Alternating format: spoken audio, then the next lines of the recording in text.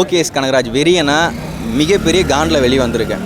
நான் இந்த படத்துக்கு வேலூர்லேருந்து நான் இவ்வளோ தூரம் வந்ததுக்கான காரணமே லோகேஷ் மட்டும்தான். அனிருத்துக்காகவும் நான் வந்தேன். ஏன்னா அனிருத்துடைய தீவிரமான ஃபேன். அதே மாதிரி டேரக்டராக நம்ம லோகேஷ் மேலே மிகப்பெரிய வெறியே வச்சுருக்கோம். தலைவர் படம்னு சொல்லிட்டு நான் இந்த படத்துக்கு வர கிடையாது.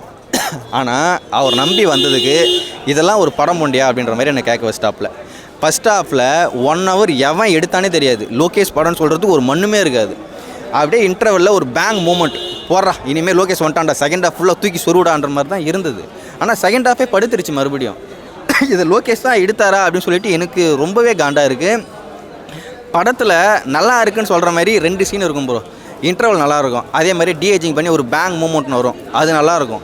மற்றபடி இதெல்லாம் நல்லா இருக்குது அப்படின்னு சொல்கிறது ஒரு மண்ணுமே இருக்காது. இப்போ சில பல கேமியோ இருக்குது, அதெல்லாம் ஆல்ரெடி எல்லாருக்கும் தெரிஞ்ச விஷயந்தான். அது பெருசாகவும் தேட்டரில் எவனுமே செலிப்ரேட் பண்ணல. நீ வந்தால் எனக்கு என்ன, வரலாம் எனக்கு என்ன அப்படின்ற மாதிரி தான் இருந்தது.